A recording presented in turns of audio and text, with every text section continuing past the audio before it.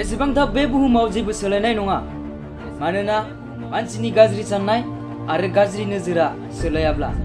नाथाय नंगौ, सोरनिबा सायाव फोथायनाय दंब्ला नों बेजों रायलाय।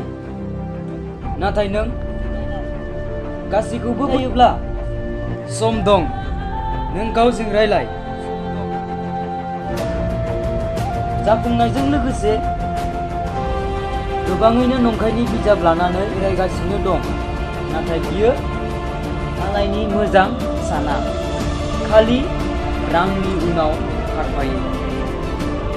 बियो जेबो मोनाखै, मा खोमाखो आरो मा मोनखो, मानोना बियो जेब्लायबो गोदान बिबारनि मोदोमनायनि उनाव खारफायो।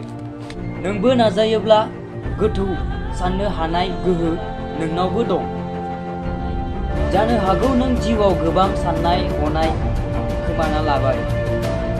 बेफोरखौ बावनानै नों गोदान सान, नों जिउआव मा मावनो हायो आरो खालामनो हायो। बे बाथ्राखौ मोजाङै गोसोआव लाखि। मालाबाबो नों गावखौनो गुबुननि गाहाय साननो नाङा, मानोना गावबा गावनि मोजां समा थाखायो। मालायनि सिगाङाव आखाइ खबजबनायनिख्रुइ बांसिन मोजां बे आखाइखौ खामानियाव बाहाय। जिउआव मालाबाबो टेनसन लानो नाङा, मानोना टेनसन लानायाव जाफुंसार थायोब्ला बुहुमाव गासैबो दुखुथियाफोरा बांसिन जाफुंसार थायो। बास बेखौल' गोसोआव ला, जिउआव गाबनायनिख्रुइ बांसिन नाजाब्लासो जाफुंसारनि लामायाव फैयो। जिउखौथ' खनसेल' मोनदों, माबा मोनसे मावना देखाय। नाथाय समा गाज्रिब्लाबो माथो जानो, सानसे समाव बेखौ सोलायना दिन्थि। माब्लाबा गाज्रि सम फैखायो।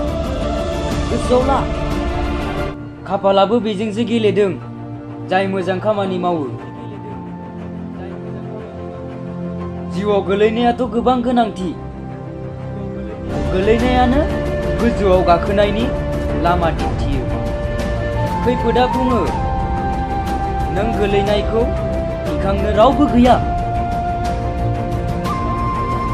नों एसे बिरना नाय, गासैबो फैगोन नोंखौ खोलैनो। नों गुबुननि साननायखौ गार। सोरबा नोंनि फारसे गाज्रि सानो, गाज्रि बुङो, बास नों गावनि खाफालखौ ध्यान खालाम आरो गोसो हो। नोंनि लाइफखौ साक्सेस खालामनो नागिरदों, मालाबाबो मालायनि कपि दाखाम। गावखौ बिदि बानाय जे बुहुमाव नोंनि कपि खालामो।